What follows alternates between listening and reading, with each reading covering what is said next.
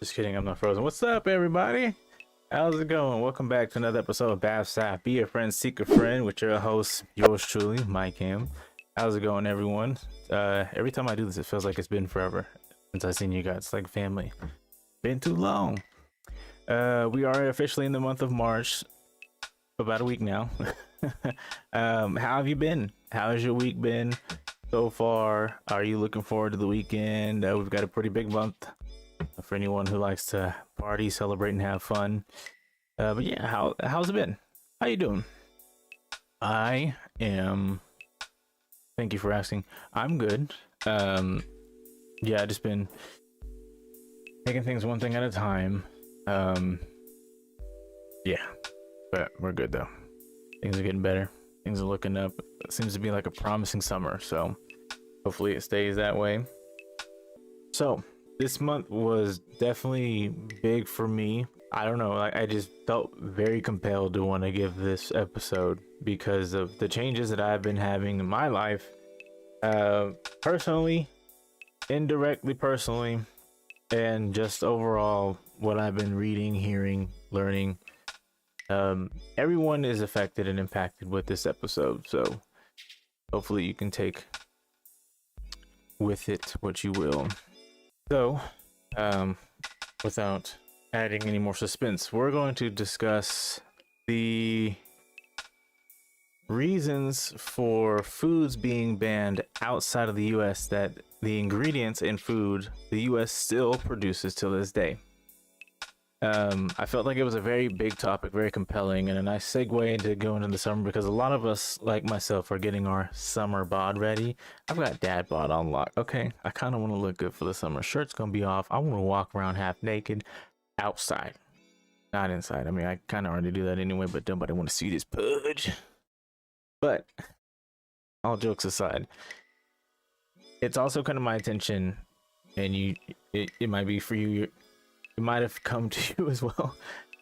A lot of people are becoming more aware and conscious about what they're ingesting on a daily basis and what actual ingredients mean. And we're actually reading the labels, we're taking time to like research them and figure them out, and we're not letting these news articles that tell us that something about the government, what they're doing, like we're not dismissing the articles anymore. Let's say, like we've come to our umpteenth time that something has, like tomatoes have been recalled because of salmonella and blah, blah, blah. Well, then you start to really, as an adult, you go, why does this always have salmonella? Why is it always contaminated salmonella? And you start to do your research as to why, what they're using to have, the processes in which I really thought was a good topic for this month. I do have a lot of information that I feel like is a lot, so I'll be reading. A lot of it is some of it is copy and paste, I won't lie, but I did do some extensive research as to what I was reading. I was just hankering for time, and instead of typing it myself, I just said click, all the good.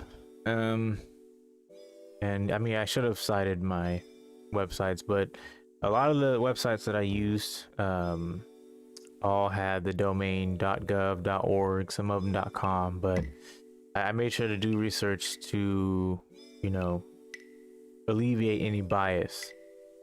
As much as I want to be able to help everyone become healthy, not everyone's going to believe or understand the information that's about to be handed, but this isn't just for me to tell you to change your diet. It's to make everyone understand what exactly it is partially that you're ingesting, and if you feel it, make some changes. If not, hey, to each their own. A lot of people smoke and drink every day and think that they're going to live the rest of their life. Some people do, and it's not always food or anything else that'll take our lives. Sometimes it's just natural causes. But anyone who wants to get healthier, it's go ahead and jump right into it. So as I stated, we are discussing the ban of foods outside of the US, which, you know, we're still using them. I was noting earlier that for myself, personal changes and indirect personal. One being personal is that I don't know, like, for the past few years, I've been kind of listening to my body a little more, and I've been understanding it a little better, and allowing it to tell me exactly, you know, what changes we need to be made. And you know, I don't have any regrets, because I feel like I'm much healthier now than I was before. But I feel like with growing, of course, you know, the way we allow our body to move, the way we use our body, like, you know, when we were younger, going from kids to middle school, teens to high school, you know, some people still going to college, some people are going to work right after. You know, our bodies are so fresh still, and we're using them differently until you get to about your adulthood, when you start doing the mundane routine of waking up, going to work, eating, going home, whatever it is you do throughout the week, weekends, have fun. And it's the same thing. Your body's getting acclimated to the same movement, same processes. And of course, as you get older, you start seeing health related issues, all to which some of it can be based on your diet. With myself, everything changing, me getting older, everything changing, I wanted to be able to eat healthier so I can live longer, alleviate my diet being the cause of any issues later on down the line. I've got 4 kids, you know, I'm in a happy family. I can't do anything to sully my health too soon. But that would be my personal reason as to why this is so big for me. And another reason is that one of our boys has more allergens than the rest of us, and we've had to completely change the way that we shop for groceries and what we cook and everything. 'Cause, you know, it was a lot easier being able to just kind of buy whatever in a sense, but now we have to start paying attention, and it's a little harder because a lot of the stuff that he can't have is in a lot of food, so it makes it hard because we try to be fair. Of course, I'll eat what I can eat, but I try to be mindful with him being like, dude, he's, you know, tell him no and he'll have a fit, but like, that's expected. But, you know, I don't know what I'm saying. I'm gonna eat a cookie in front of him no matter how old he is. But, you know, it's definitely,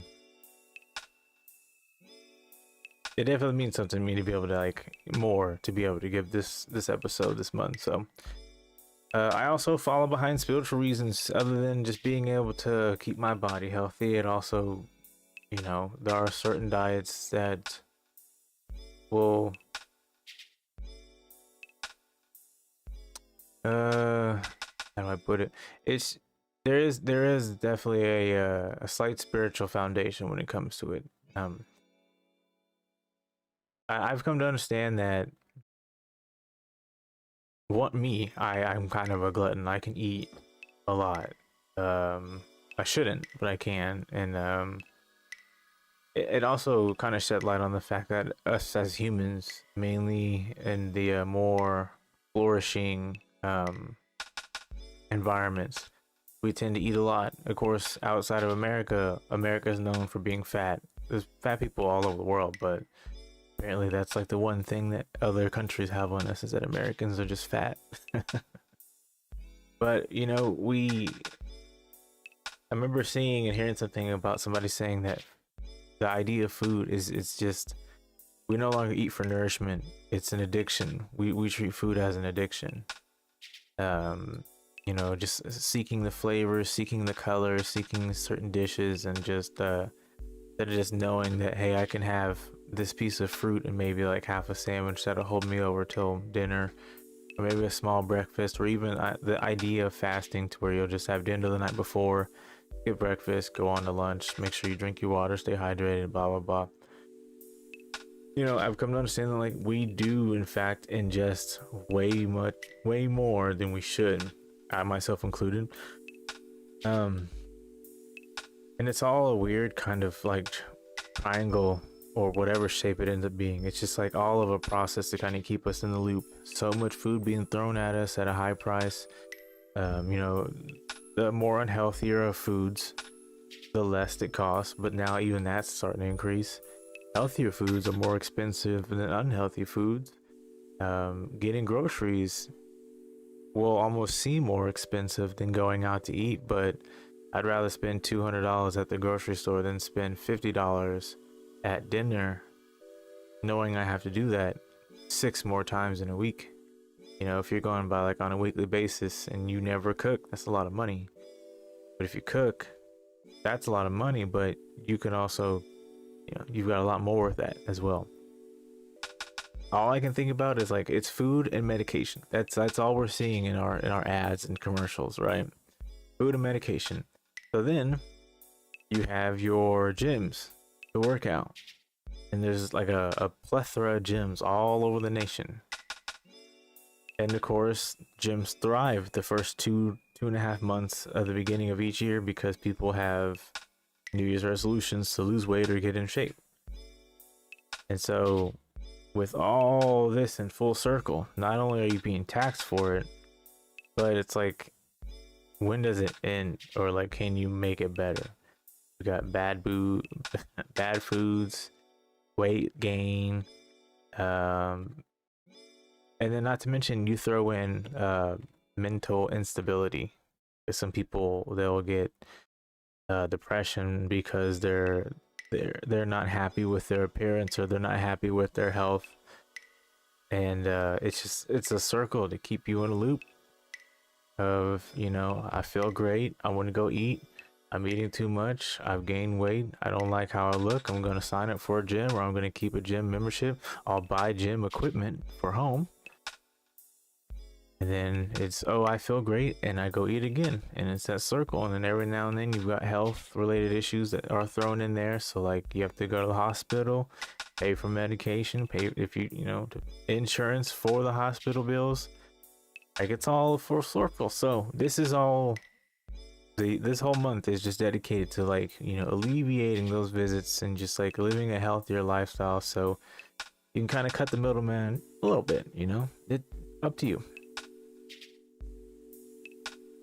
All right, so there's just a list. There's a laundry list of banned foods, banned ingredients, and the list that I have will make you just be like, yep, that's America. But let's go ahead and get into the list so you kind of understand what's banned outside of this country, or at least has a warning label on it. We'll start off with Twinkies. Which is crazy enough because those were already pulled from the shelves before and then put back on. Stovetop stuffing. I personally don't like stuffing. Stuffing is gross. Every time as a kid it was made, I would, you know, try it just to be like, oh, okay, you know, I'm childish, I need to grow up. No, I would go to take a bite of stuffing, and the moment it hit right here, I smell it. Ugh. Couldn't do it. That 1 year I was just like, never again. Coffee mate creamer. Coffee mate coffee creamer to be exact. That would be, I think, the powder form specifically, but also I think the liquid form as well. Ritz crackers or Ritz Bits crackers. Anything Ritz related, banned or comes with a warning label. Skittles. That one hurt me. I love Skittles. American made pork, American processed pork, pre-packed ground beef. That one didn't affect me as much because I actually we did cut off ground beef. We eat ground turkey, but that was one thing that I changed in the past 3 to 4 years, was cutting out ground beef, any pork, so like no bacon, like every 2 or 3 months, I'll have like a pepperoni pizza or pizza with pepperoni on it. But bacon, went to turkey bacon, went to ground turkey for ground beef instead. Never really cared for pork outside of those two specific items. Pulled pork was always good, you know, but didn't eat that enough to really care about it. This next one kind of hurt because I'm a fat. Swiss rolls, the Little Debbie cakes, Swiss rolls. Bandor has a warning label on them. Maraschino cherries. This one, it tickled me because the only time I know of maraschino cherries is working at Sonic making the cherry limeades. Big old jar of cherries and it said maraschino on them. I always had fun saying it, but I was like, ooh, ain't get no cherry limeade anymore. Farmed salmon. I recently, because of my wife, I had come to realize that there's two different types of salmon that you'll find in most stores. Farm raised and wild caught. I think there's another one, but yeah. When we go to Costco, there's like wild caught and farm raised or something like that. And I'm like, what's the difference? And she goes, oh, well, one's got dye in it, the other one doesn't. I honestly, even right now, I can't tell you which one is which, but she'll tell me. This next item on the list really hurt my soul because it obviously makes sense. But Mountain Dew. I'm sure if you think about the drink, you'll go, yeah. Because it's derivative from what I believe it's derivative from Surge, the drink Surge. Yeah, those try to make a comeback. American processed chicken. I actually saw a small documentary about American raised chicken. From what I understand and remember, don't quote me on it. Any person who has a farm, they own a farm or they own their own land, right? And the government catches wind of it. They're like, oh hey, you've got the space that we need. We'll pay you to use your area. So what they do, they look for these farmers who have this big land and they bring in all this equipment. So one guy was talking about his testimonial was that, you know, they came in, set all this stuff up. They had thousands of chickens and I think the ratio was like this little hangar looking thing outside. Looked like it could only hold 1,000 chickens. They had like 3,000 in there. That's just like a ratio that I can give. I can't remember the number, but yeah, this little thing outdoors, it looks like a little hangar, would only hold 1,000. They bring in 3,000. Now you can probably be like, that's bad. Well, yeah, it was worse than you thought, because not only were they out of space, any person or animal who is stressed out won't provide or, you know, like live the best conditions, and therefore, like, you know, stress can really do a number on animals, especially chickens, hens who lay eggs. So not only do they have all these hens, all these roosters and hens in the same place, you know, just clucking up a storm. There's no way to clean any receptacles that you have these chickens in. No way. That wouldn't, you know, that wouldn't hinder your process. Because mind you, these government people, they come in with a time frame of when they need to have this mass demand of whatever it is. There's a time frame that, like, there's a window that they have to have all this done. So, you know, 3,000 chickens, stressed out, food strewn about. Like, they have these little areas where they give them food, but like, coming from personal experience, chickens don't hold food. Like, if you give them a bowl, if you give one chicken a bowl, half that food will probably be on the ground. It's just how they operate. And then if you have more than one chicken per bowl, a lot of them, because they're, especially if they're hungry, they kind of are clumsy and they'll step in the bowl, jump on the bowl. A lot of chickens, they spook easy, so like they'll jump up all at the same time, might tip the bowl over, pooping all over the place. Like, it was just an unsanitary environment. And chickens poop a lot. So there's poop everywhere. There's food everywhere. There's feathers everywhere. It's a tight spot. Think of being on an elevator that's maximum capacity is 5 and there's 9 people. Well, 12. We'll say 12. But I mean, you guys get the idea. Horrible living, horrible conditions for the chickens. And so with all that going on because of the dysentery and just horrible environment, chickens were dying.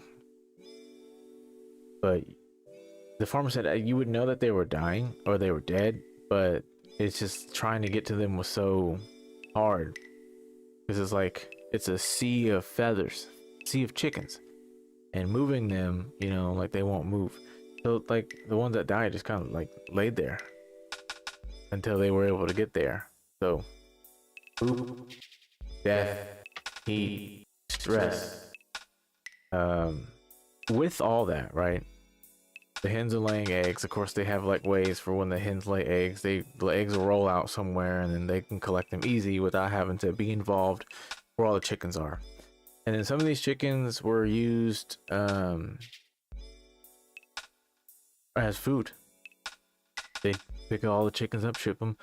They'd get in a sorting kind of situation, and then yeah, the ones that were sorted that were good, they're taken elsewhere, and the other ones I think they were I don't know. Can't remember if they were put down or not, but yeah, it's crazy to think that way because like why, like we eat so much and like there's such a high demand that they have to put those chickens in that kind of condition. But then you also think about all the money that's being put in as far as taxes, everyone paying taxes on every transaction there's a tax. And so it's like, what, you know, if each person in America makes one purchase, and with the amount of taxes you're getting back, that's enough to make a community change anywhere and everywhere. And there's people constantly making purchases for everything. There's anything that you can think of that's transactional, there's a tax on it. So it's kind of crazy to think that like, why as a country do we have to put animals in these kind of conditions when the money's there? But then, you know, we're not the ones looking at the bank account. So moving on here, cereal will be Fruit Loops. There's another one on the list of banned or comes with a warning label. Corn, any candy, I have it as BHA foods, but it's like gum, cereal, nut mixes, dehydrated potatoes, M&Ms. That one hurt. I love M&Ms, especially the peanut ones. American processed apples. That one was a doozy to research. Depending on how old you are or how far back you've known to see this kind of product, Doritos Light. There apparently was a phase where there were light labeled chips, one being Doritos. An ingredient called nitrite. And then also, lastly, rainbow papaya.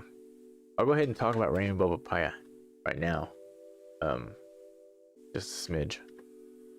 Rainbow papaya was known for having green mold that was infesting, I think it was Hawaii in the 1990s. Cornell University scientist Dennis Gonzalez created GMO papaya to resist ring mold. I told myself to do more research on that, but I completely forgot to wrote stuff down. I typed everything up. What I remember reading about that was that there was a certain point where circulation of the rainbow or papaya, I should say, the shelf life was very poor, very short. Of course, in higher humidity environments, you're kind of battling humidity and storage. So a lot of fruits, if you ever end up doing your own research, you'll come to find a lot of it's coated because of shelf life preservation. And with the rainbow papaya, they had created it in a sense to make it last longer without having to add any wax or anything on the outside of it. I also ended up reading that a lot of, let's say, seedless grapes, I guess a lot of seedless fruits, some of them, because they're seedless, is not GMO.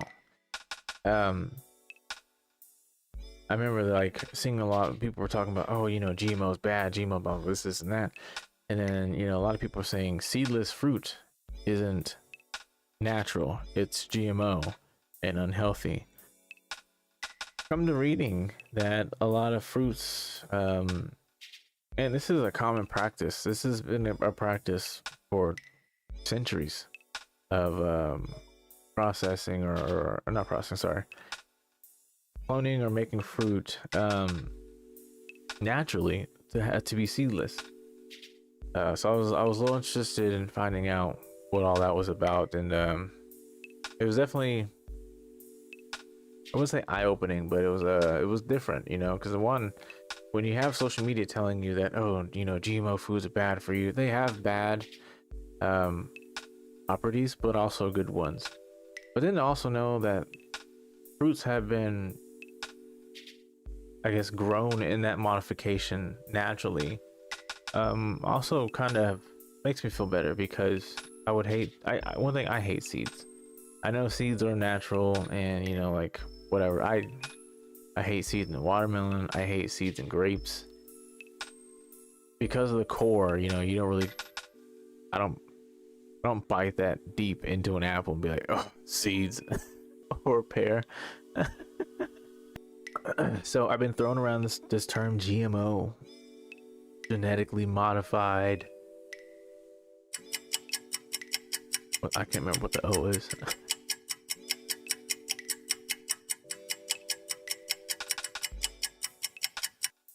Organism. Okay, genetically modified organism. So with GMO and foods, 19 of 27 members of state in the European Union have opted out of using GMO. Of course, America's all about them, because the thing you'll come to understand with all this information I'm about to give you is that America has come to find a way to really narrow down whatever it is that's unhealthy or very harmful. They've brought it down to where it's like safe to use, or the ingestion amount isn't enough to take you out. It's the persistence to use that for preservation. And it's all based on the fact that it's cheaper, makes things last longer. So I don't know, it's weird, because they'll do that for food, but when it comes to money and being able to put out money, like, they're like, no, that's not how it works. Yeah, conversation for another day. So yeah, GMO is one of the main ingredients that's banned. I know Europe and I want to say China, but I know sometimes Canada follows suits as well, and they ban certain items. But let me go ahead and give you some of the ingredients within all these foods. So upon researching the list of banned foods and snacks, I was also able to understand why the ban by taking the specific ingredient or ingredients that makes each food or snack a threat. So one being in particular is glyphosate, which is a herbicide found in weed killer, or yeah, like a weed be gone type of thing.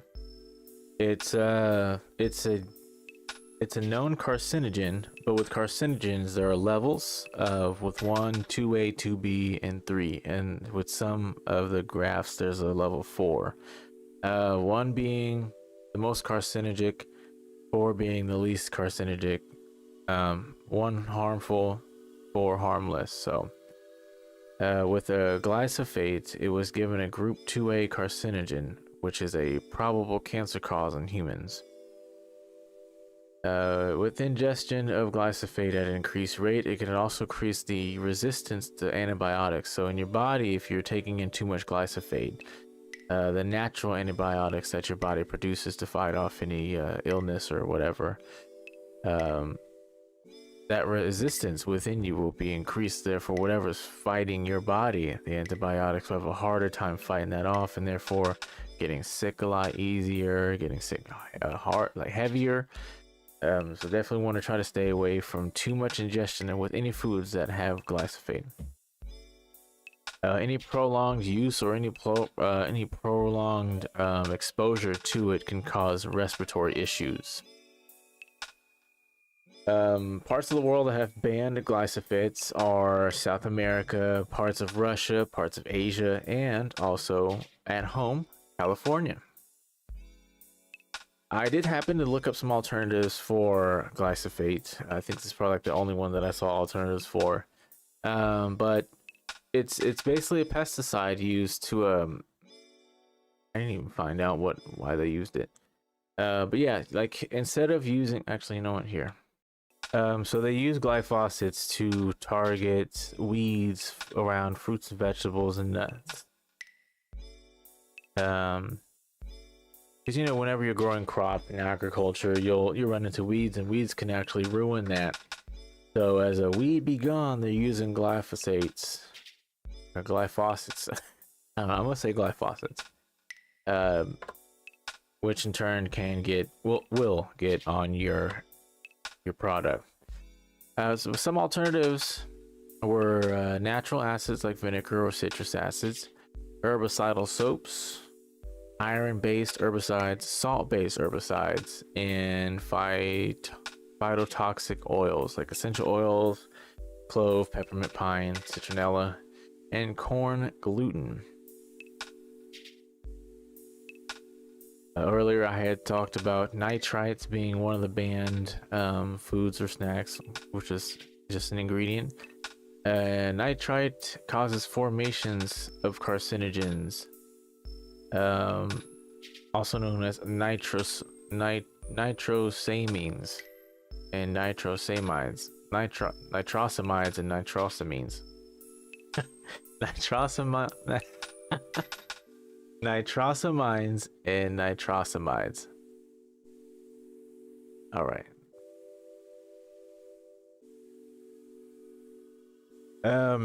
It's a preservative for meat, and it acts as a water control and bacteria. Acts as water control and bacterial growth. It can affect the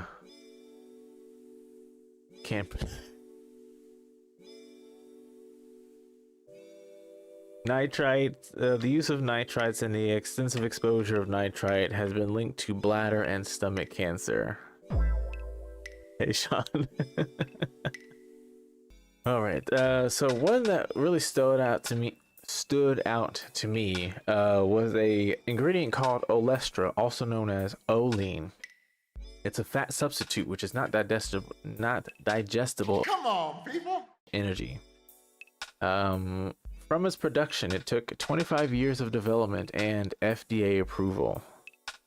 So I believe it was 18 years before it was fully developed to be used with food, and then beyond that, 7 years for the FDA to approve it, something like that in that nature.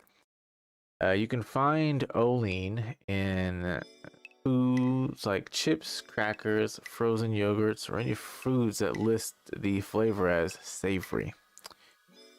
It's known to cause gastro disease in children, and also started to cause a lot of stomach issues, leading to issues like anal leakage, loose stool. It also affects the body's ability to absorb vitamins A, E, D, and K. Here's another tongue twister word for you guys. It is azodicarbonamide, also known as ACA. It is used as a whitening agent for dough and flour. It releases new chemical toxins after being heated. This one, I felt really good about understanding this, because learning that there are toxins being released once heated to whiten any flour or dough for bread, it got me to thinking about how hot can this agent get once it starts to decompose and break down. And it has a decomposition trigger of about 380 degrees Fahrenheit. So once this chemical is broken down into its toxins, it does create one in particular called semicarbazide, also known as SIM. It was tested on mice, SIM, and resulted in tumors increasing in the female. Nothing shown or resulting back about the male, however. You'll find ACA, most found in bread products, to which it must be labeled in the ingredients per the FDA. So with ACA, it's so strong, and then not only that, like the semicarbazide is so strong and present that they've diminished it down to where it's usable, but it for a fact has to be, once used, it has to be on that label in the ingredients. It'll say either azodicarbonamide or it'll say ACA. Not SIM, it'll just say ACA or azodicarbonamide. The one interesting detail I found out about ACA is that it's not a necessary ingredient. Like, it's not needed. It's only for aesthetic. And there are alternatives to whitening flour and dough, but they just choose not to. America. One thing else that ACA is used for is a blowing agent for container sealing caps, for anything that's a plastic or a glass jar, anything that would seal by a cap. That agent is used to aid in that sealant. Now, in 2005, the EFSA, the European Food Safety Authority. There we go. So the EFSA in 2005 concluded that the use of ACA serves no health concern, but also stated that SIM should have a limited exposure. Thus, the European Union banning ACA. So this one was kind of, I don't know, when I was doing my research on it, mind you, I was kind of tired. It's kind of hard to understand, because with the European Union, they were like, oh no, it's not. There's nothing wrong with it, but at the same time, well, it's not, I think in its pure form,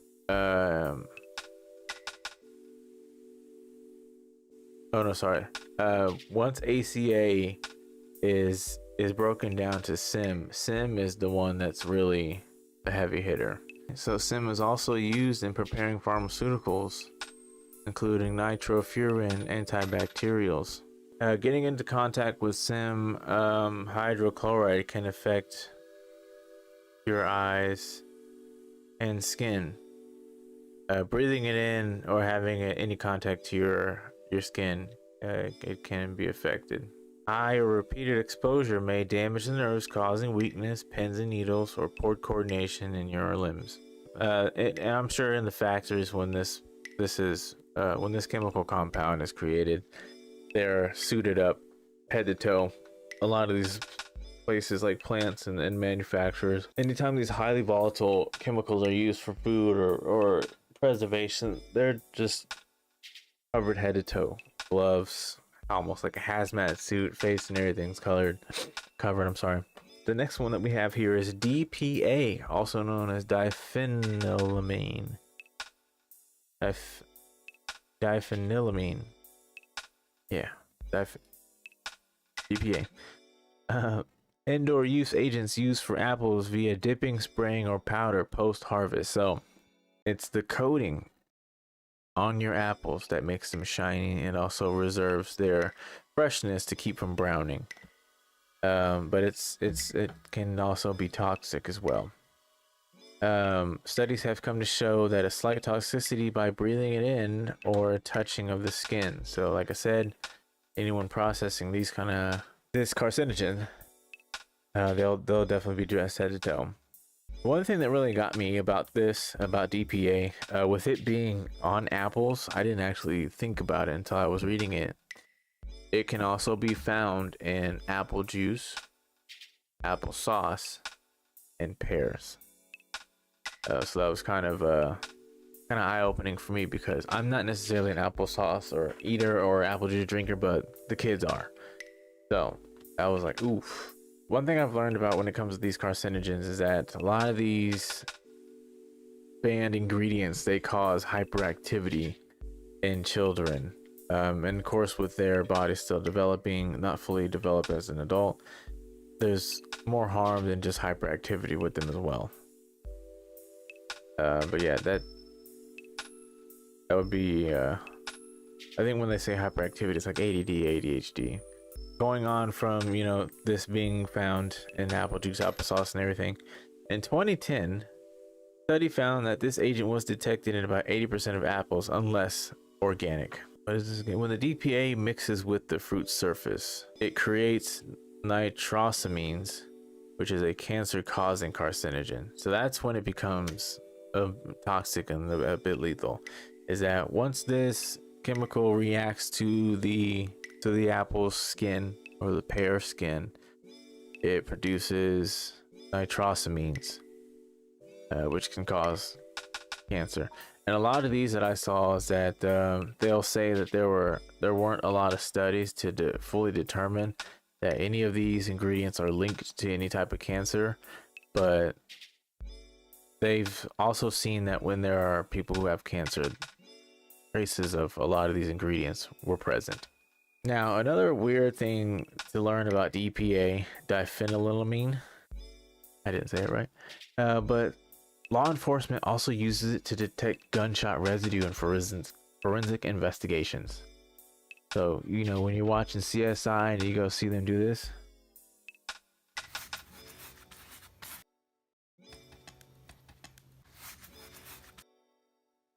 that's his fingerprint. We got him. That's DPA. That's diphenylamine. So yeah, that was a big one. You know that this ingredient to make your apples look cool. All right, so this next one is a big one for anyone who likes candy, anyone who has kids, anyone who does makeup. It is the blue, red, and yellow dyes found in food, all to which most all the color dyes in food are bad for you. One thing I learned that I wish we were able to learn in school, like middle school, high school, is that the finished product of food doesn't necessarily look good. So they always add in color to excite, you know, what you're seeing. I get it and I don't. I think, like I said, it's just it's a full circle, because here you are with all this food and all these colors and it looks good because of that. I would rather it look bland and I'm eating healthier, you know, instead of my food looking super vibrant and then it's like you can only have a few bites, otherwise it's the more you eat, the more harmful it's going to be. So blue, red, and yellow dyes, right? So that's like red 40, yellow 5, yellow 6. Those actually specifically have been found to be contaminated with benzodiazepine or other carcinogens. At least 4 other dyes, like blue 1, red 40 again, yellow 5 again, and yellow 6. Oh, okay, so all of those plus blue 1, they can cause hypersensitivity reactions. I did happen to find a list of dyes that you should try to avoid, because these are few of the worst ones to come into contact with or ingest. Understand all this information I'm giving to you, eat in moderation for every reason, for health related issues, for weight related issues, for personal issues. Just eating, and trust me, I'm not saying this just to say I eat moderate, because I don't, but I'm also learning to teach myself to do it, like to be okay with knowing I could take this one plate. Like, you know, there's that in between stage where you feel like you've eaten enough, but then you also feel like you could eat more. Don't eat to be full, eat to be replenished. When you eat and you feel like you're that in between stage, like if you feel your stomach and you like listen to it, when you hit that in between stage where you're like, I feel like I've had enough, but I also want more, that want more, tell yourself no and just go drink some water or something. Because that's a good stopping point. That's definitely a good stopping point. I tended to ignore that a lot. Being full sucks. Just, it's so uncomfortable. So uncomfortable. I don't like it at all. So let me go ahead and give you guys a list of the dyes that yeah, it's kind of crazy. So starting off with blue one, it's found in baked goods, right? Baked goods, beverages like any pop or sports drinks, dessert powders, candy, cereal, drugs, gum, and any. Oh no, that's it. Sorry. Uh, in some studies, it was known that, and this studies were on mice. Sorry. In a study revealed on the mice, it was that it resulted in kidney tumors. Blue number two, is found in colored drinks, candy, drug. Most of these dyes, you'll find them in most the same thing. You know, any colored drinks, any candy. I'm finding it kind of crazy to know that you can find some of these dyes in drugs, but I think when they say drugs, they mean all sorts of drugs, not just street drugs, but like over the counter or prescribed as well. But with blue 2, you can also find these dyes, I think they said in dog food, and processed food and pet food. Yep. Blue 2 is considered the least harmful of the dyes. It has also been suggested that its carcinogenic effects in mice can worsen hyperactivity in children. So what they're saying is that they believe that whatever reaction that the mice are giving, it'll be that much more in a human or a small child, which is also human. This one kind of threw me for a loop because I didn't realize that there was actually a green, and to have a green 3 at that. This one was kind of trippy because you can find green 3 in personal care products, any beauty products, cosmetics. You can find green 3, as well as any candy, drinks, lipstick, drugs. It's known and banned in Europe, but allowed by the FDA. So what happens when green 3 is broken down, just like DPA is, it creates SIM and urethane. I told myself to look up urethane, but I didn't actually get to do it. So urethane you can find in alcohol beverages. It has a role as a fungal metabolite and a mutagen. With urane, it's used, it's a crystalline compound that emits toxic fumes of nitrogen oxide. After those fumes have been created, it leads to decomposition. It's used in production of amino resins, but also manufacture of pesticides, fungants, cosmetics, and pharmaceuticals. Here's another one I wanted to also look up. We're going to look up at what temperature does green number 3 produce SIM, and that SIM has an SEM. Okay, not giving it to me right now, if that's okay. I assume it's not too much further away from the temperature of DPA. But we'll move on here. So let's go ahead and get into red number 3. Which is more commonly found in sausage casings, oral medication, maraschino cherries once again, baked goods, and of course candy. The FDA did recognize that red number 3 is a thyroid carcinogen in animals. Its use is banned in cosmetics and topical drugs. Okay. The next one here we have is yellow number 5, which is often found more so in baked goods, drinks, and dessert powders, as well as gelatin desserts, and then cereal, cosmetics, drugs. Some studies show that yellow number 5 can cause hyperactive behavior in some children. Animal studies link to the decrease in sperm counts. Yellow number 6 is also a level 3 carcinogen, one of the worst of the food dyes. Short-term effects have allergies, hives, rashes, hyperactivity in children. Long-term effects of being exposed to yellow number 5 would be asthma and tumor development. So a lot of things that have yellow 5 might want to stay away from those. A big one would be Twinkies, yellow Starburst, lemon Gatorade. Definitely want to stay away from yellow 5. Now yellow 6 was banned by the British Food Standard Agency, and then for a weird reason, the ban in America was appealed. So opposite of what British had done for that, and it was appealed by the Center of Science and Public Interest. So the U.S. allowed this appeal to be processed, and then for yellow 6 to just still be okay because they deemed it not a harm to society. So all right, the next one that we have is another herbicide, which is atrazine. It's used also to kill weeds, but mostly found on farms. So just like our first one, we have atrazine, which is another herbicide. You can also find this on corn, sugar cane, macadamia nuts, and pineapples. Find this ingredient mostly in pesticide tap water.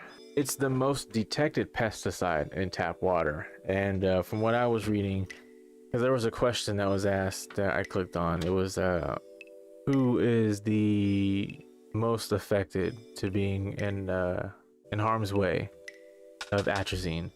Anyone who lives near a river, who depends on the river as a water source.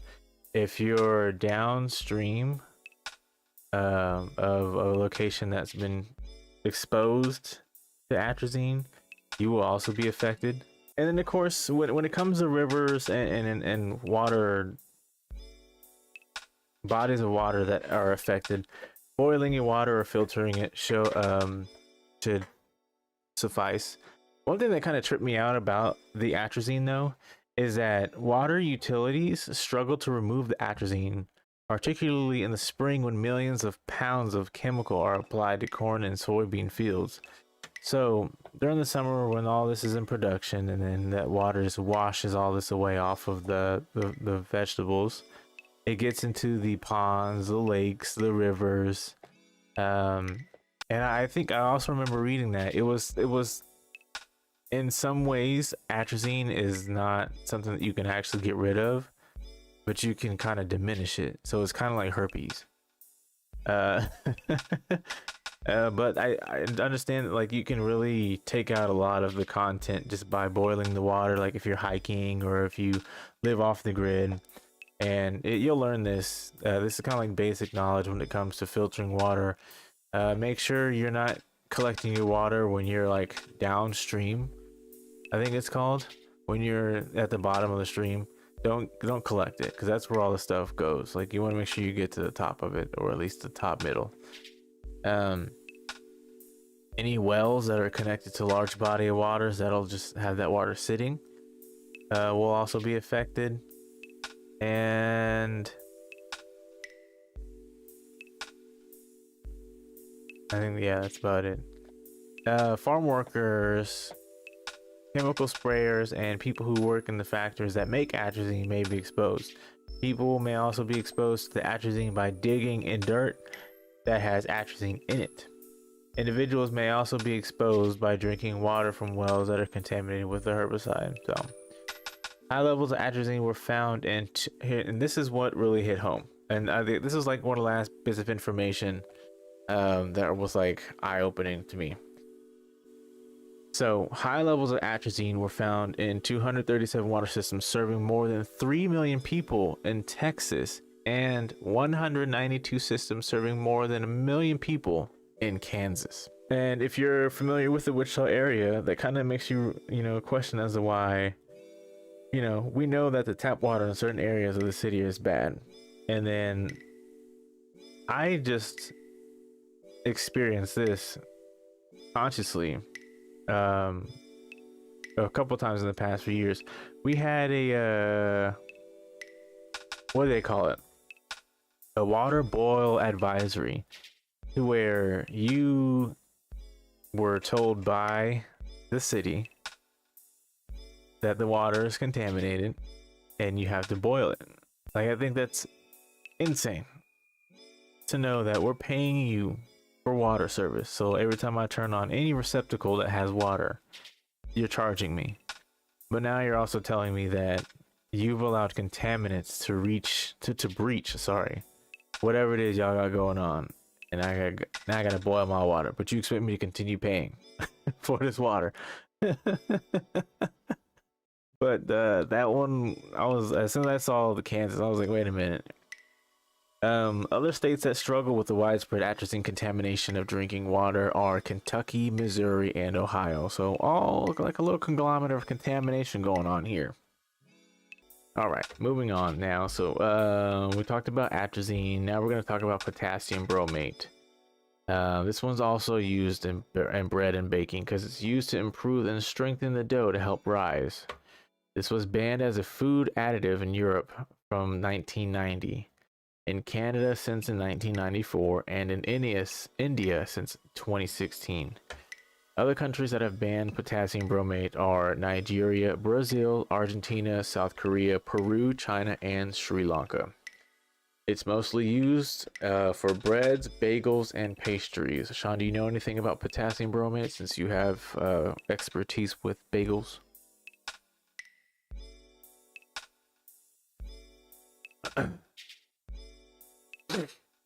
Now, in October of 2023, America did one good thing. California, to be specific. California Governor Gavin Newsom signed a bill banning the use of potassium bromate, along with 3 other common food additives like brominated vegetable oil, and then it's like propylparaben and red dye number 3. This will take effect in 2027. When that is the case, it will be outlawed to sell, distribute, and manufacture any of these additives in the state. It would be the first time that the U.S. state has prohibited food additives that are deemed safe by the FDA. So California's starting to catch on. Even though the FDA said it's all good, you can still use it, California said that don't sound right. So as of 2027, any potassium bromate will no longer be prohibited. Well, I'm sorry, will be prohibited. Now, along with that, potassium bromate has been known to not only induce hearing loss, but if ingested in high doses or exposed in high doses, it could cause hearing impairment permanently. The FDA currently permits a 0.0075 parts potassium bromate for every 100 parts by weight of flour used in food preparation and products. Like, just stop. Like, if you're really winding down to 0.0075, just get rid of it. Find something else. I don't get it. Like, that's such a low amount for 100 parts of weight of flour. This next one here, I was kind of confused. It's probably because I was in a rush, but RBGH, RBST, and SBST. So RBGH is recombinant bovine growth hormone, which is a synthetic hormone that is marketed to dairy farmers to increase milk production in cows. It took me a while to figure out what exactly they meant. So basically, this is an injected substance into cows to promote the production of their milk. So naturally, cows produce, I think, RBST. Or no, I think we produce RBST. Cows produce RBGH. But with that, the milk from any RBGH injected cow will show higher amounts of IGF-1, also known as insulin-like growth factor number 1, to which will show increase in development of tumors. Now, with these studies, the studies on the RBGH and the RBST, a lot of them have been kind of convoluted, not solidified at all to what I was researching. But some of them have showed that those who drink milk have about 10% more IGF-1 than those who don't drink any at all or very little. But it also showed in that study that a lot of these milk drinkers were drinking soy milk. So they don't necessarily know if it's milk in general or if it's the type of milk that they're seeing these levels increase, which I find to be bullshit, because how is it that you're like, oh, well, soy milk is showing levels too, but then, you know, cow milk is showing, I don't know. I try to put myself in a position to try to understand, but some of these are just like, I think you're lying. I think you're lying. I've never been a big milk drinker myself. Fucking gross. I don't know. I've never been one to be like, this tastes good. Let me have a glass. No, I can only drink milk if cereal has been in it and finished. Lucky Charms, Cinnamon Toast Crunch, Reese's Puffs, Cocoa Puffs. That's the only ones I can think about that, you know, are worth drinking. What was it? Chips? No, not Chips Ahoy. The cookie cereal. Yeah. And the Oreo cereal. Yeah. Yeah. This next one is, I think this was a controversial ingredient. But it was the use of ammonia or ammonia gas.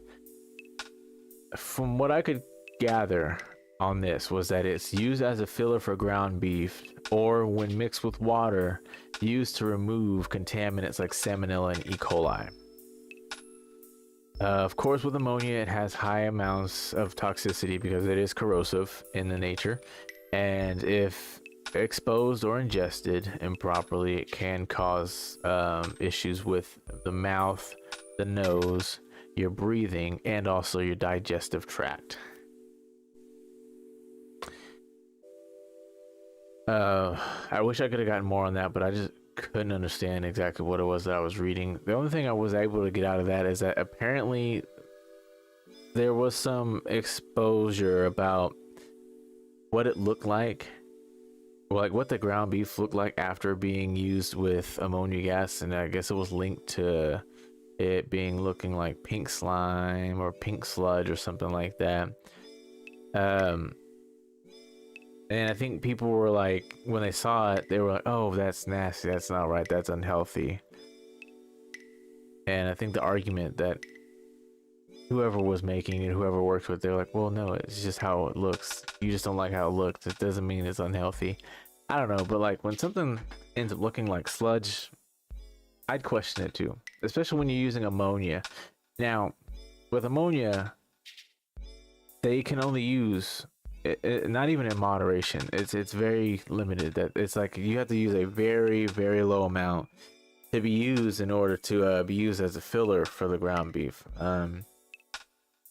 But just knowing that they feel like they have to use it. I understand having to battle salmonella and E. coli, but I feel like in all these years of research and science, especially with how progressive we've become, I feel like you can use something else other than ammonia.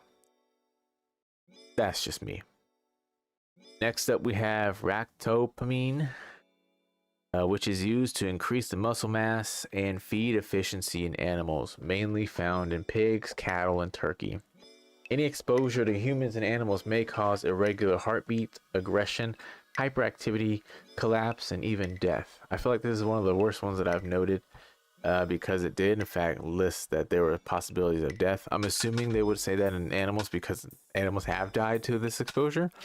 I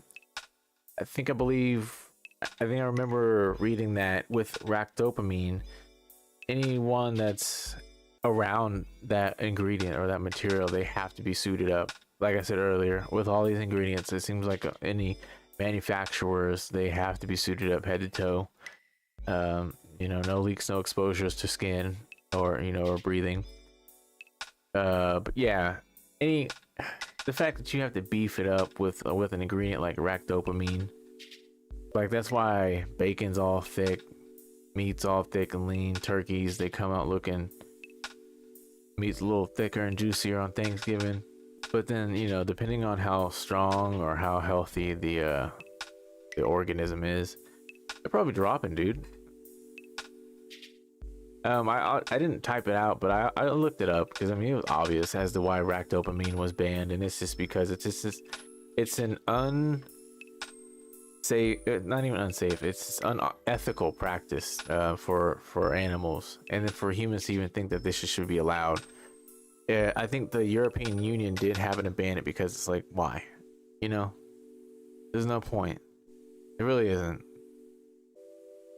Of course, America was like, cha-ching. All right, we've got the next one here. The name just sounds horrible, right? So it's titanium dioxide. It's another whitening mineral in powdered form used for candy, pastry, gum, chocolate, and coffee creamers.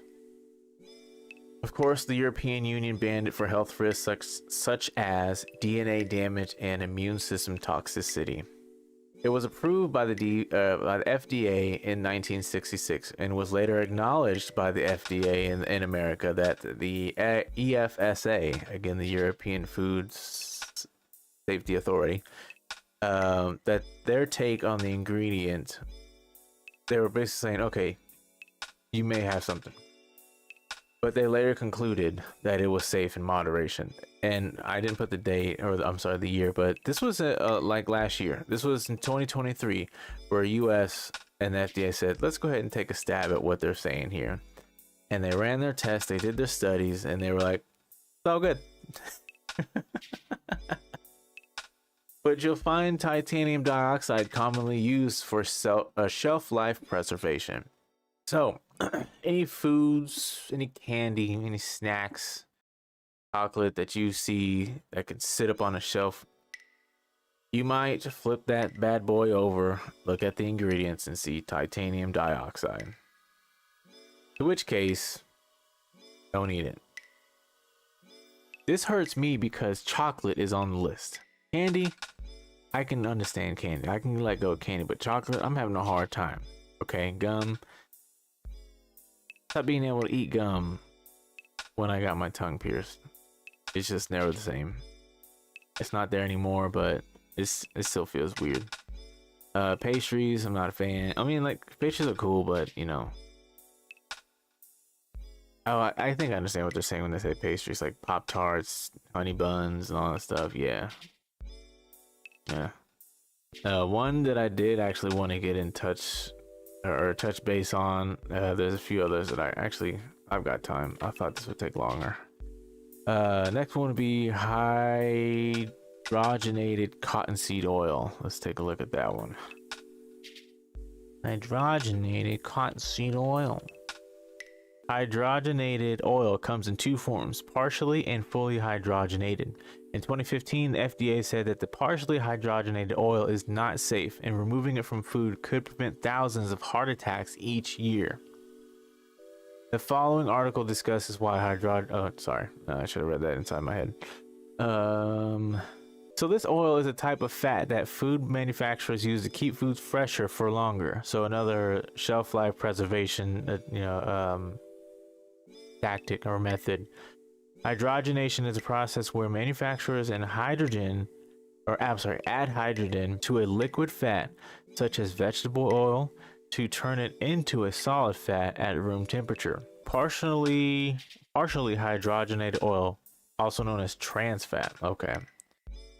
In the past, these oils have been processed foods. According to FDA, foods that used to contain large amounts of artificial trans fat include most baked goods, stick margarine, frosting, coffee creamers, and snack foods. I think they just need to stop. I don't know. I like my coffee creamer. I wonder what kind of coffee creamers though. So in 2015, FDA declared that trans fat is not generally recognized as safe and had to be phased out by 2018. However, trans fat may still be present in some foods. According to American Heart Association, or AHA, trans fat occurs naturally in certain animals such as cows. Okay. Now with fully hydrogenated oil, it's used a process to take liquid oil and transform it into a solid at room temperature. As the name suggests, the oil is fully or nearly completely hydrogenated, which reduces the amount of trans fat in the final product. Unlike its partially hydrogenated oil, FDA still allows products to use fully hydrogenated oil as of 2018. In 2020, the FDA released a certification that states fully hydrogenated rapeseed oil is safe for sparing use in food products. Though hydrogenated oils may be safe, it does not mean they are necessarily good for a person to consume. Products that contain them are often highly processed with added sugar and salt. A person should still avoid foods that use hydrogenated oils and opt out for fresh fruits, vegetables, whole grains, and lean proteins instead.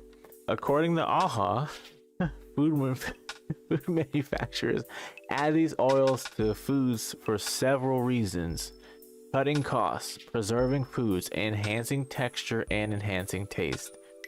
Now, side effects of using hydrogenated oil, particularly partially, has a number of side effects, which according to the FDA can raise people's low density lipoprotein, also known as bad cholesterol. Okay, so it can raise your bad cholesterol. Higher LDL cholesterol levels increase a person's risk of developing heart disease, which is the leading cause of death in the United States. AHA add that trans fat can reduce levels of high density lipoprotein cholesterol. This is known as good cholesterol. The increase in LDL cholesterol and decrease in HDL cholesterol can raise the risk of a person developing heart attack, stroke, and type 2 diabetes. So when you're flipping your levels, that's also putting your heart into a frenzy, and it's just going. Another study of over 400 women found that consuming trans fat increased their risk of developing insulin resistance. So here are some foods that contain higher levels of hydrogenated oils: canned frosting, baked goods, margarine sticks, coffee creamers, and snack foods. If to be consumed, the AHA recommend a person include these foods in their diet: whole grains, non-tropical vegetable oils, unsweetened dairy, variety of fruits and vegetables, skinless poultry, fish, and legumes. It's a funny word. Legume. It's also recommended for a person to avoid any sugar-sweetened beverages, foods with added sodium, foods high in saturated fat, and also containing some trans fat. So if you're gonna ingest any hydrogenated oils, best believe to stay away from pop, juice, high in sugars, any fried foods. Eat a salad. So we understand why or what is hydrogenated cottonseed oil. So the next one would be hydrogenated soybean. There we go. Is that the same thing? Let's see. Damn, grass got pesticides.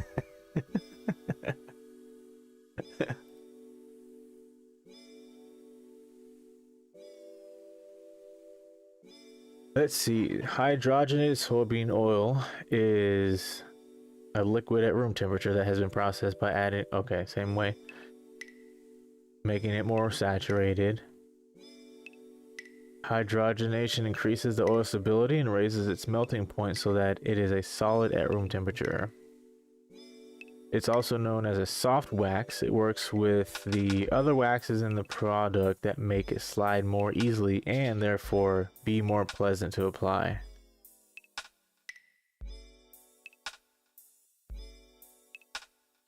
What?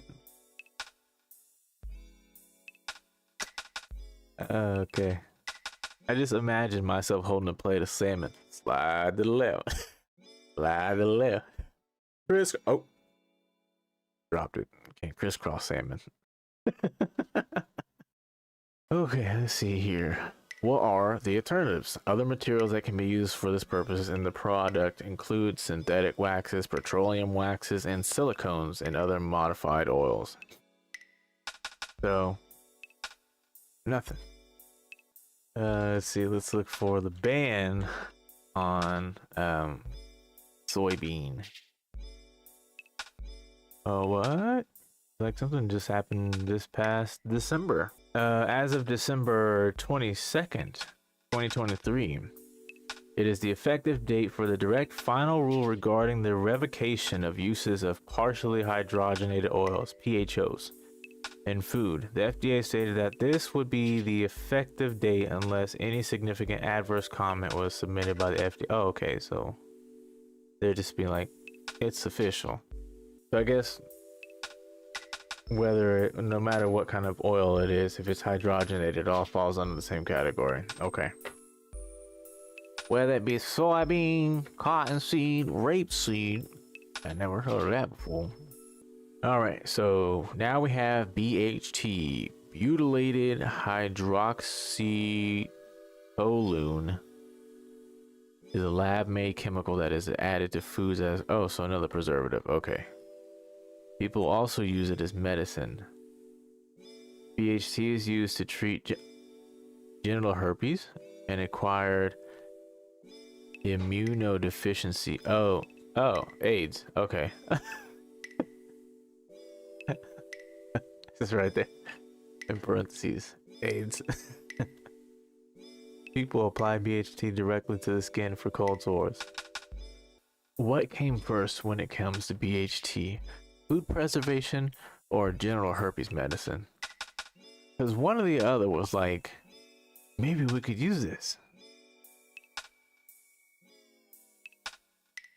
People who also ask, should I avoid products with BHT? Food preservatives and additives like BHA and BHT are safe to consume a specific dose recommended by the FDA. But keep in mind that scientific research on the long-term effects of higher doses is still ongoing. This is what I don't understand, is that if you're still studying, don't make the entire country your guinea pig. Use prisoners. That's what they're there for.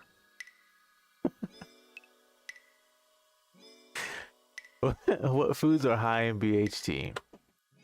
As I listed earlier, gum, active dry yeast, frozen convenience foods, prepared cereal products, prepared snacks, dried and processed meat, potato flakes, enriched rice products, and shortening. What are the health risks of BHT? Long-term exposure to high doses of BHT is toxic in mice and rats, causing liver, thyroid, and kidney problems and affecting lung function and blood coagulation. BHT can act as a tumor promoter in certain situations. Oof. Why is BHT banned in other countries? Waxy preservatives linked to cancer and tumors. They're also showing boxes of Kraft macaroni and cheese. Why it's dangerous. Used to keep food from becoming rancid. Butylated hydroxyanisole.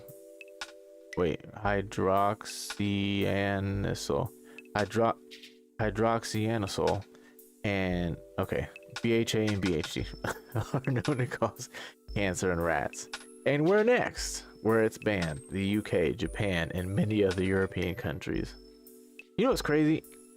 Europe is smarter than we give them credit for, because like if you think about it, all the impersonations, you would think that people in Europe are kind of dumb, but they're not. That was just my take, but I've never really thought that Europeans were dumb. But also Japan is like, no. Japan, out of all of Asia, is like no BHT. Crazy, because Japan has a lot, and they distribute and produce a lot of ramen, which is all packaged preservatives, but they're saying no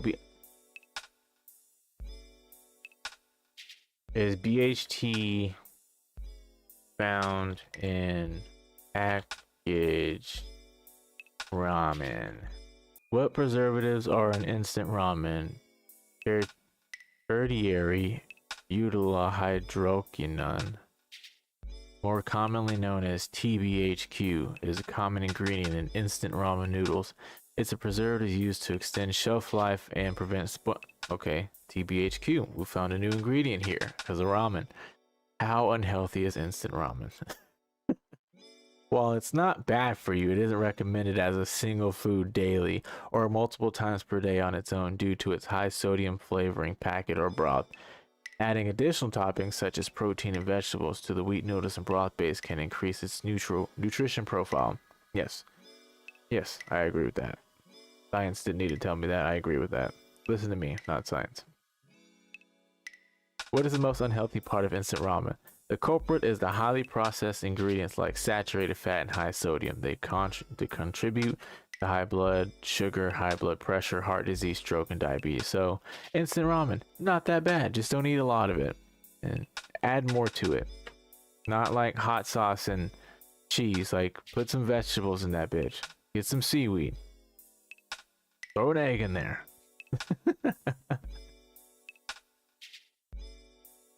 Top 8 foods you didn't know contain BHT. Canned food, chewing gum, potato chips, instant noodles, cake products, vegetable oils, and processed meats. Let's go back up to fucking instant noodles here. Now, Sean says throw in Naruto and call it a day. Yeah. Hit it with some umami. Now, what was the chashu? Throw some chashu in there. Yeah. That's like one of the only few ways I'll eat pork is chashu. Oh my gosh. Meat that melt in your mouth. Meat that melt in your mouth. Instant noodles. Additives are commonly used in instant noodles, particularly in Asia where noodles are popular. Just say Japan. Just say Vietnam. Okay? Just say Thai. Just say Thailand. You tell American wrote this because they didn't know what countries were consistent of noodles. These noodles are pre-cooked and dried and typically come with a seasoning. These noodles are partially cooked and then deep fried in oil until they become crispy and dry. Due to the risk of oxidation during long-term storage, instant noodles often contain antioxidants to preserve their quality. In addition to BHT, other antioxidants like BHA, TBHQ, and vitamin E may also be added to instant noodles. Okay, so instant noodles, ramen noodles do have BHT, BHA, TBHQ, and for some reason, as an added bonus, vitamin E. Alright, so I got one more here. This one was a big one because it's in a lot. And way much more than it needs to be. Last and certainly not least, high fructose corn syrup, derived from cornstarch. That's what she said. HFCS.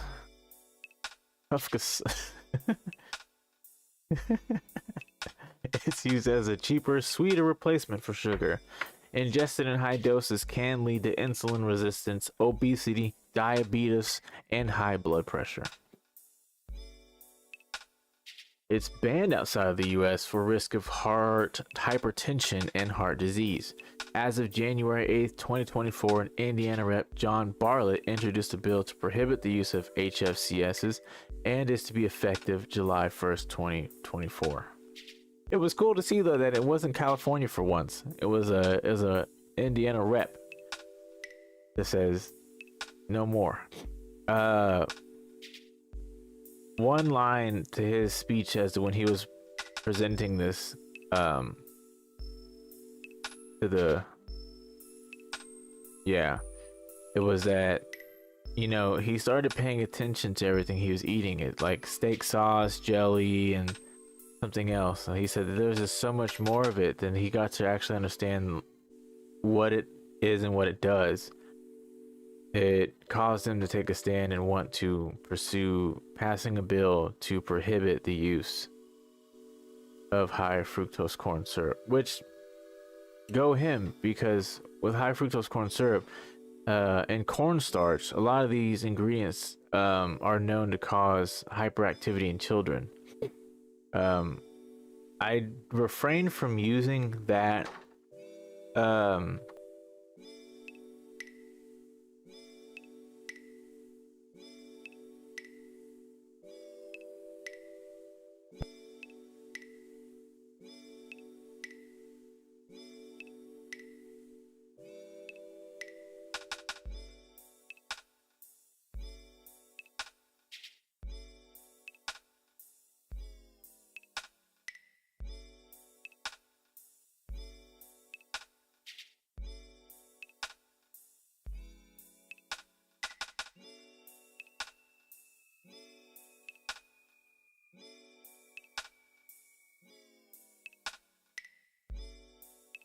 kids.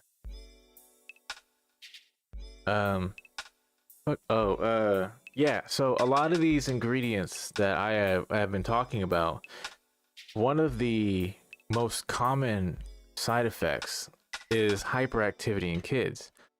I also remember, especially with high fructose corn syrup, cornstarch, anything corn related that's been added into a lot of the foods, they've been kind of softly linking this to ADHD and ADD amongst kids who eat a lot of, like with birthday parties, you have cake and cupcakes, and of course you have candy. But a lot of the linking cases have all been down to, corn syrup, cornstarch, and all that stuff, which was really crazy for me to understand, because if you think about it, there has been I would say, severe increase in cases to where people have ADD or ADHD. Just focus alone is not, I feel, not how it used to be. But at the same time, it's kind of hard to determine that because of cell phones, social media, YouTube, like just being able to walk around with a screen in your face and just kind of be distracted or force yourself to be distracted, not paying attention to your surroundings. I don't know. It's kind of it's a double-edged sword, because it's like, if you've used your phone enough to allow yourself to move around without having to look directly at the world around you, you're kind of using your senses to guide you. Like for me, like I will be able to walk around with my phone in my face and just like kind of feel where people are at. So I'm like moving around and stuff and using your other senses. But I kind of understand that's two different things, because I don't know. I think what they were saying is like a lot of kids have issues with being able to like focus in class, sit still, and just a lot of energy. And of course, a lot of parents and grandparents are like, oh, they're just kids, just boys. And really, it's have you seen a little kid run around? Like they just got speed in their eyes, and it's just yelling, uncontrollable energy. I gotta let it all out. And it's like, what the hell did you eat today? Oh, he had a sucker and some candy. Oh. All right. So with all those ingredients, finally done with the ingredients, right? I kind of mentioned here and there the term carcinogens. And I also mentioned earlier on that there are levels to carcinogens. So, from what I've researched, since 1979, the IARC, or also known as International Agency of Research on Cancer, IARC, has reviewed hundreds of products, chemicals, compounds, lifestyle, viruses, workplaces, and other agents for their carcinogenic potential. Given on this graph that I have here, category 1 being carcinogenic to humans. Absolutely, without a doubt, carcinogenic. It's weird they have sunlight as one of the examples, but I can definitely see wood dust being one, tobacco being one, alcoholic beverages, and air pollution. Those I can totally get. Sunlight, not so much. I don't understand why sunlight is carcinogenic to human beings. That doesn't make sense. Why is it carcinogenic to plants? If not, it wouldn't make sense that it's carcinogenic to humans. The harsh ultraviolet radiation plants are exposed to daily can cause serious damage to plant DNA, and as a result hinder plant growth. Which is, I don't get, because what about what do they call those? Tropical forest, rainforest, actual forest. Like, I understand any plant that's ground level has a lot of shade. I might have just answered my own question. No. I think any plant without a water source, absolutely. But if it has a water source or if it has humidity, I don't think that's the case. But I'm not the scientist here. I didn't do the research, but it just doesn't make sense for sunlight to be that carcinogenic to humans if it wasn't for plants. Okay. Category 2A is probably carcinogenic to humans. So, that would be these examples are kind of weird to me.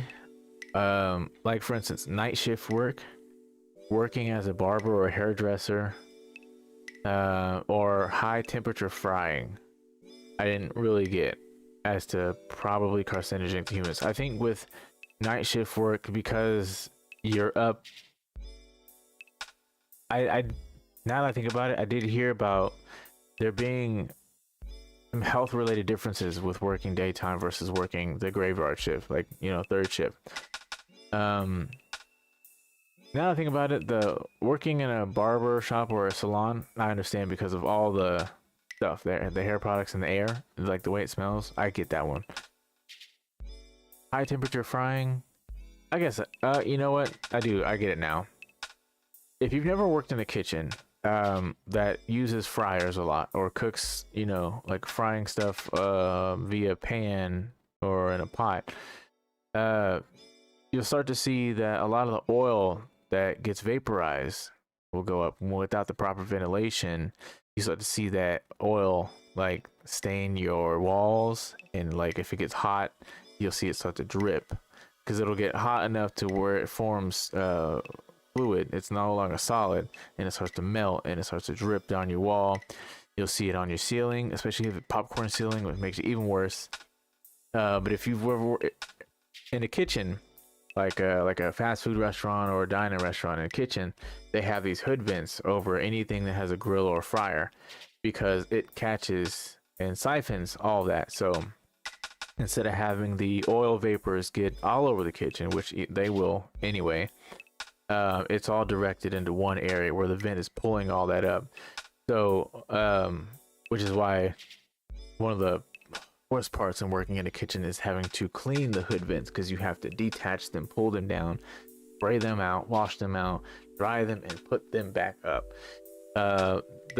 Each hood vent has a hood filter, or like a vent filter, and most of them have like one handle on each side, and they weigh about, I want to say 15 to 30 pounds. It depends, because I've had light ones and I've had heavy ones, like big ones, just from my experience. But they need to be cleaned regularly because the buildup, like the oil cakes on it. It's gross. It's gross, and if they're not taken care of properly, they'll cake on the oil, and eventually it gets to a point where it's just, there's no scraping it off. It just causes a stain and makes stuff look ugly. But okay, I get that now. The night shift working, it's this thing where like your body reacts to working or being up and operating without the sun, especially if you're one who doesn't sleep throughout the day. It affects your body in a certain way. But I didn't know that was carcinogenic. I thought it was just like, oh, unhealthy lifestyle because I didn't get any sleep. I wonder if insomnia is a carcinogenic. Good question. Thank you. In a multivariable analysis, individuals who slept less than 6 hours per night had a 41% higher risk of cancer than those who slept 6. That didn't answer my question. What is the meaning of carcinogenic? Tending to produce cancer. Oh, okay. I had this one-dimensional definition of carcinogen and went with it. Producing or tending to produce cancer, a carcinogenic substance, compound, or chemical that has been found to have carcinogenic effects. Okay. Okay. So, type 2, I'm sorry, carcinogenic 2B, category 2B is, so again, category 2A is probably carcinogenic to humans. 2B is possibly carcinogenic to humans, which is crazy to see. Like, let me show you guys what this. Some of these graphs, they kind of look the same, but this one's just funny. Let me show you guys this. All right, so 2B right here in the middle, possibly carcinogenic to humans. You got coffee, you got your aloe vera, carpentry, talc-based body powder, and pickled vegetables, traditional in Asia. Carpentry, I think I can see because of wood, which also, you know, category 1 right here has got wood dust, so I can see why carpentry would be. I don't understand why carpentry would be separate from number 1 instead of 2B. I think that would, I feel like that should be number 1, especially with all the glues and everything. Aloe vera, I thought this was a healthy thing. I kind of looked that up. I'm curious about that as to why that would cause cancer.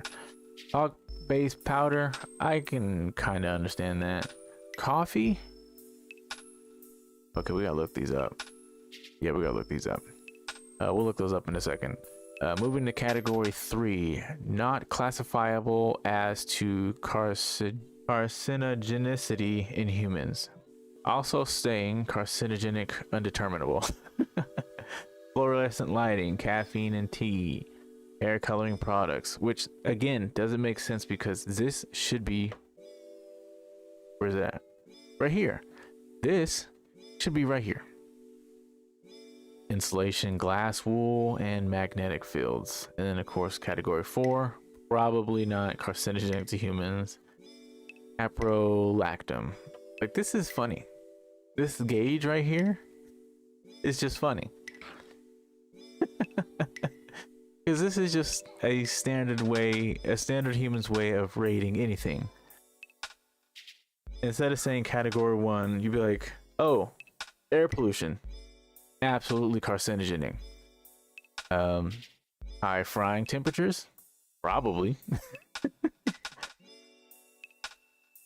Aloe vera or carpentry, possibly. Category 3, caffeine, hair coloring products. We don't really know for sure just yet. Category 4, whatever this is, probably not. Like, the one time they'll just let the normal guy in to do the science. He's like giving all the answers, like, hey man, that's a really good way to gauge what we're talking about here. He's on to some. Oh damn, I closed it. All right, we don't have to maximize this anymore. So I said aloe vera. Okay, so we're gonna see what the hell before I move on here. I won't keep you guys too much longer. How long I've been going at this? It's storming right now, by the way. 2 hours. Okay, I love storm. Okay, look, just a little fun fact here for anyone who's watching. Do you like rain? Do you like storms? I do. I love storms. I personally love lightning. I love lightning while it's raining.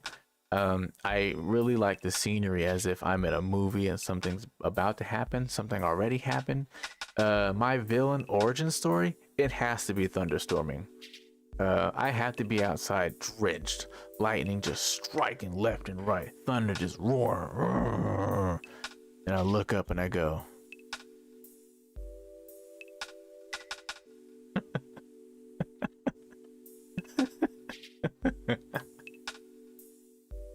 I don't know why that would be the case. Aloe vera, a carcinogen. Aloe gel is generally safe and can be effective in treating skin conditions such as burns and psoriasis. However, avoid using aloe latex orally. Unprocessed aloe latex contains chemicals that appear to have the potential to cause cancer, and processed aloe latex might have cancer-causing compounds. What is an aloe latex? John says, I'm usually sleep with storms. Key says, rain is nice on a porch swing in the south. Yes. Yes, it is. Yeah. That's also a good way to enjoy the rain. Or like being able like having a window that has like a small balcony, or just being able to open up a window that has like a ledge where you can sit next to, so the rain getting in doesn't, you know, it getting a little wet doesn't matter. Just being able to open the window, turn everything off in the house, and just sit there and listen to the rain.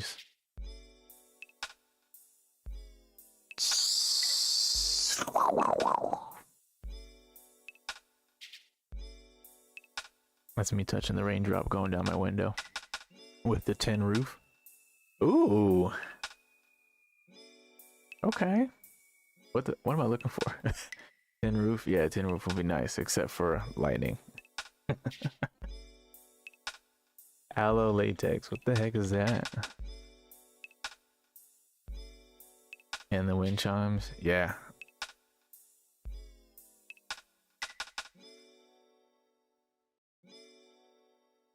Oh, it looks like a used condom. There's a latex layer? What? That's gross. And who would ingest it orally?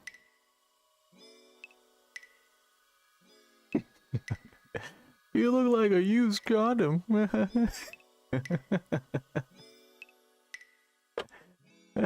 Okay. Coffee. A carcinogen. Coffee and cancer research. Substances that can cause cancer are known as Okay, we know that. But why coffee? Guaranteed fighting words. Solid insult. There's no harm in consuming roasted coffee. But the process can intoxicate coffee. When roasting the coffee, businesses tend to use many artificial colors and chemicals to mask the smell. Who would want to do that? The chemical can seep into coffee, making it a toxin. Does all coffee contain acrylamide? So lighter colored coffee beans have more acrylamide than darker ones that are roasted longer. The amount of acrylamide in coffee can vary greatly. Well roasted, dark fresh coffee beans are likely to have the lowest amount. So dark roast is healthier than light roast. Is coffee a class 2B carcinogen? In 1991, the agency classified coffee as a category 2B carcinogen, which in effect labeled it as possibly causing cancer in the human bladder. 25 years later, another IARC group of scientific experts met to assess the body of published scientific literature on whether coffee can cause cancer. Can you answer the... Oh my God. Roasted coffee beans contain a substance called acrylamide, which is a byproduct of the roasting process. It went from 2A to 2B. This means that there is a substantial evidence that suggests that acrylamide can cause cancer in animals. Okay. That's acrylamide. Acrylamide is a chemical that naturally forms in starchy food products during everyday high temperature cooking. It is likely that acrylamide has been preset in food since cooking began. It mainly forms from sugars and amino acids, mainly one called asparagine, that are naturally present in many foods. Is acrylamide harmful to humans? Sorry. Know whether the EPA, International Agency for IARC, National Toxicology Program, and the Department of Health and Human Services have concluded that acrylamide is likely to be carcinogenic to humans. Do all French fries contain acrylamide? Acrylamide forms when food like potatoes and cereals become crispy and brown. And it even forms in roasted, yeah. That means acrylamide in the crunch of potato chips, the crispy edges of French fries, and in toasted snacks and rich roasted coffees. But Stulvagen says it's not as much of a worry as it sounds. McDonald's fries. They are. If I'm not doing photosynthesis, I'm fucked. That's why I've been telling you, man, get your son. Get out there. walk around barefoot and fast often. Fast every 3 months for sure. All right, so we gotta add acrylamide to that. That's to the notes. All right, so that was a lot of information that I gave. I know it was a lot to take in. Trust me, it was a lot to research. I was staring at the screen dumbfounded for the longest before I could even type anything up. So why the ban on ingredients are important. Of course, if you heard whatever I was saying, you're smart enough to understand why it's important, but just in case anyone doesn't really understand why. Well, major short-term and long-term health effects, mostly seen banned, are outside of the US because the FDA just said, the US has continued attempts and studies to make these harmful ingredients safe to use to an extent. There are clear alternatives, but due to demand, economy, and greed, US citizens are almost lied to about the health risks with all these additives. California appears to be slow, yet surely wise of a state to catch on and make the change. One thing to take away from here, folks, is moderation is key, but do not dismiss the side effects are possible. Back to the list of banned food and snacks, because I just want to see how this all affected you guys. So with all the knowledge that I've given, basically carcinogens are known into just about every ingredient on this list here. So we've got Twinkies, stovetop stuffing, coffee mate coffee creamer, Ritz crackers or Ritz Bits crackers, Skittles, ouch, US pork, pre-packed ground beef, Swiss rolls, ooh, maraschino cherries. Like, have you ever tied a cherry stem with your tongue after sucking on a cherry? Farm salmon, the American processed milk, Mountain Dew, American processed chicken, Fruit Loops, corn, gum, cereal, nut mixes, dehydrated potatoes, M&Ms, American processed apples, Doritos Light, for anyone who remembers Doritos Light, and rainbow papaya. Now, judging on this list, how many of you guys are looking to change up your diet?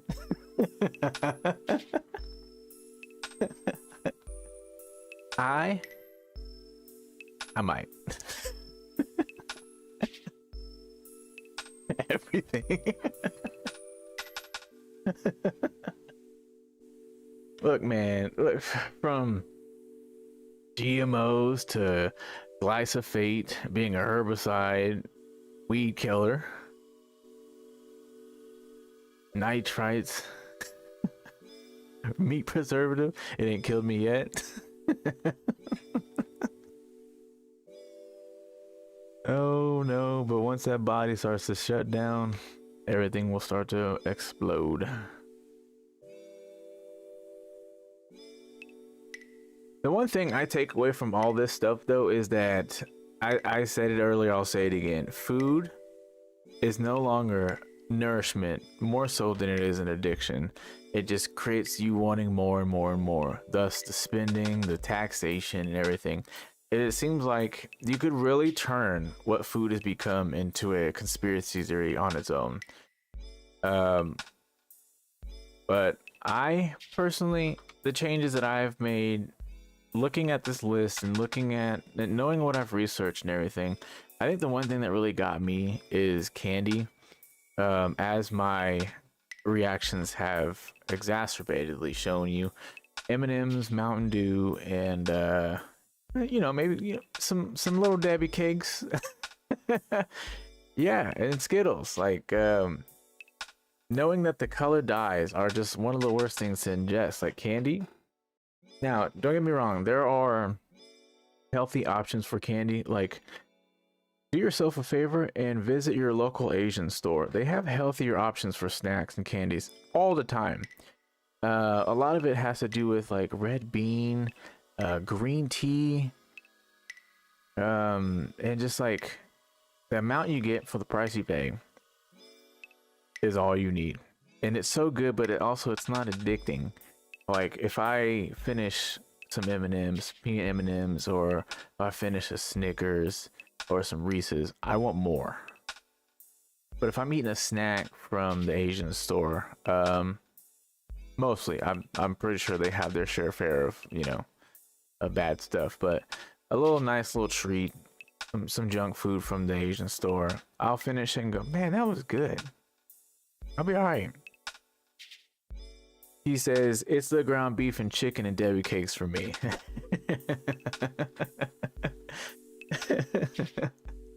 Oh, but like I was saying earlier, like being an adult now, hearing when the food is being recalled, like that just it sends signals, man. It just really gets you started. And I had a category here that I didn't type out, but I knew I would remember. Healthy alternatives. If you've I only eat seaweed. Seaweed is good. I like seaweed. Healthy alternatives. Plant your own food, or grow your own food, you know, like whatever vegetables that you find yourself buying. If you have the plot of land, you know, grow the tomatoes, grow the lettuce, grow the cilantro. Like find some easy vegetables to grow, because some of them you can actually grow indoors. And if you have the space, you have the environment, you know, get you a little spray bottle to wet it. Soil's inexpensive. You know, start doing that. Or if you know anyone who has a garden, see if they're able to like help grow some vegetables or something like that. I am also I had an interest, I still do, but I got to get to where I want to get. I have an interest in creating a big community garden. I did some research and found out that we have some here, but they don't seem like they're big, and some of them kind of seem like they're exclusive. But I want a huge community garden for people to be able to come and just like, you know, I want it to be a thing to where like people can come get like 5-10 pounds of vegetables free, have boxes ready, people just go out, get you about 5 pounds, 10 pounds, we'll weigh it, we'll have a scale at the door, weigh it, and you know, you're out. And of course, you know, like I want to be able to reserve a day for people to do that, because we'll have a small window, because everyone's going to want to come. But also I want to open the doors to people who don't have food, you know, like have a day where people can come and just shop, and then have a day for people who actually are hungry, who just like, you know, down and out, homeless, come get you some vegetables, man, you know.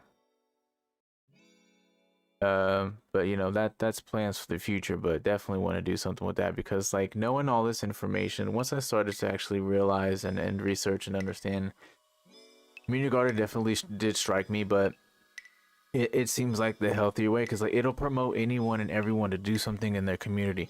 You start a community garden that big, not only are you providing healthier options, you know, health, like it straight from the ground that you can see it, like no pesticides or anything. Not only are you providing that, but you get people inspired to do more for your community in that light, you know.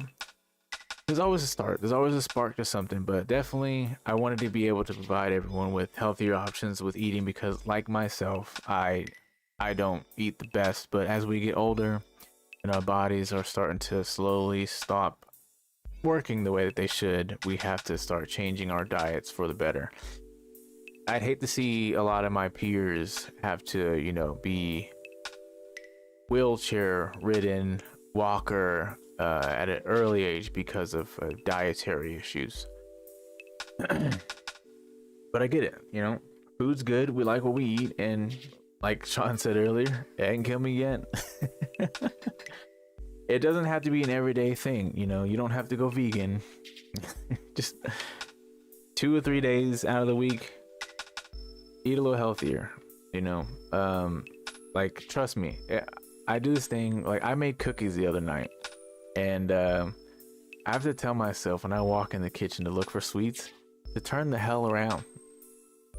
And it's hard for me. I love chocolate, I love cookies, I love cakes, I love all that. It makes me feel good. But when I go in there and I tell myself I don't need it, I'm just like, oh. But I started picking up fruit.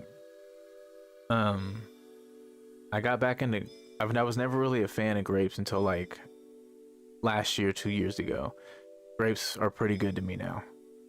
Seedless grapes as well. And for anyone who wasn't here earlier to hear, seedless grapes aren't necessarily GMO, and they are in fact just as healthy as seeded grapes.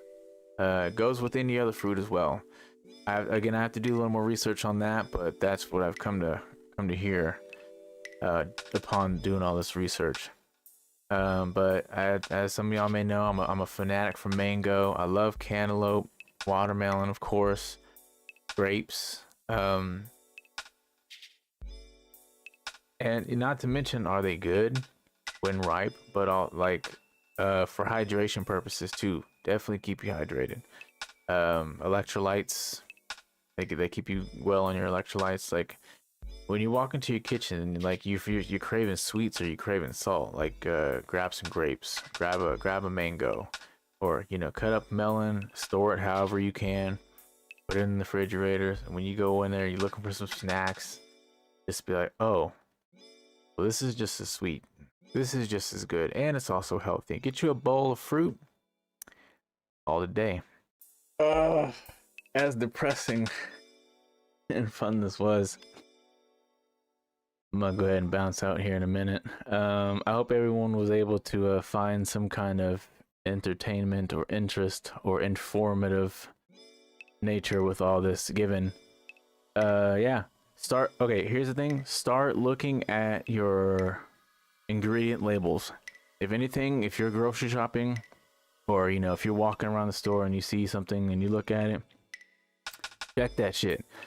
See how crazy it is. We just actually start paying attention. And here's the thing, like I was saying earlier, we have to start shopping differently because my son is allergic to a lot of things, like soy, corn, peanuts, strawberries. He has a light allergen to wheat. He has a mild allergen to eggs. So grocery shopping is kind of hell. Yes, Keys, corn, corn starch, corn syrup. He can't have anything with corn because he gets these rashes and starts to break out. When we were feeding him, we thought it was just like oil-based foods, and when he would get grease on his fingers, he'd go to itch and everything. We finally got his allergy test, and we got the results back, and come to find out, it wasn't greasy foods. It was the fact that we were feeding him shit that he shouldn't have been eating, and he was having allergic reactions. So like he pretty much has to have an EpiPen at the ready for the rest of his life. Can't have oranges, because like what we started to notice is that his lips would start to turn red. They would kind of like slightly puff. He would start to get little hives, and then of course like he would start to itch. And I hate that I never thought about it, because I thought it was just the outside of his throat, but he was itching it because he was trying to scratch the inside of his throat. He would get an itchy throat, and then he would like itch his chest, and like he would just have red rash right here just because he would itch like this. And yeah, we had to make a lot of changes after figuring out exactly what it was he was. And then the worst part about shopping for him is that soy and corn is in so much that we eat that we've had to change half of how we cook, how we prepare food, what we make. Like he can't have I would give them peanut butter jelly sandwiches because that was their favorite. I have to give him jelly, give the other boys peanut butter jelly. Some breads we can't get. Like she started making bread. She's been teaching me how, but we make our own bread now. Like we've been getting to the point where we're making and we're preparing to start growing a lot of our own stuff. He's asked, do we think he'll grow out of it? I wanted to say yes, because I know our second son, he had an allergen to milk and dairy, to which it isn't completely gone, but it's not as bad. It's not near as bad as it used to be.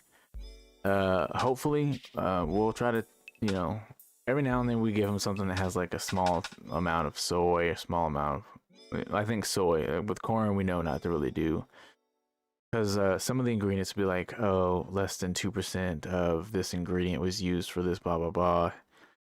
and it's not really as bad, but he did have one bad allergic reaction where she went and got some cashew butter because, you know, when they stated that it was peanut that he was allergic to, it was like, well, she did like some research and said that peanut is different than actual having a nut allergy. I don't know, for some reason that's what they said. So we tried to give it to him, and it was the worst. Like, oh my gosh, I almost thought I was gonna have to hit him with the pen. Luckily we didn't have to though. But yeah, that's why this topic was so kind of important, but also fun, because it's like he can't eat a lot that I can. But I should also start considering eating healthier. But yeah, no, like I said, grocery shopping is kind of tough because soy is in a lot of stuff that we eat. Corn syrup, cornstarch is in a lot of stuff that we eat. So we have to be very careful, because not only do we have to read the ingredients with all the big words, and a lot of the foods, they do you a favor by telling you contains or may contain, and then like they have a colon and it lists like 3 to 5 major ingredients, and it helps because like a lot of foods I'll pick up and it says contains milk, wheat, soy, cornstarch, and I'm like, oh, as soon as I see any one of those I put it down. But it tells you, like, for anyone who does have to live this lifestyle, just how much more difficult it would be to eat in America. You know, depending on where you're at, if you don't have the right resources, because not only is it that, but like having to eat with that specific diet and knowing that you have to shop at places like Whole Foods, Homegrown, Sprouts, any of those places that have organic based foods, fruits, vegetables, but also dietary supplemented foods and all that, it's freaking expensive. It's crazy expensive. Like the fruits and vegetables are, depending on some of them, like they're moderate and they're just about the same. But I don't know, like I remember we tried to get a what was it? I don't know, but like you can get like a smaller amount of something for $2 more compared to your local grocery store.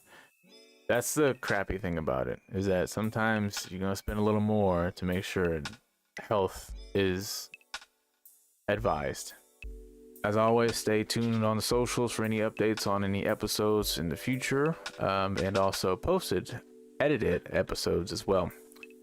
All right, that's my time, boys, and everyone else. Thank you for stopping by. Y'all have a good one. Stay safe this weekend if I don't see you while I'm gaming. Stay dry if you're in the Midwest or in Wichita. See ya.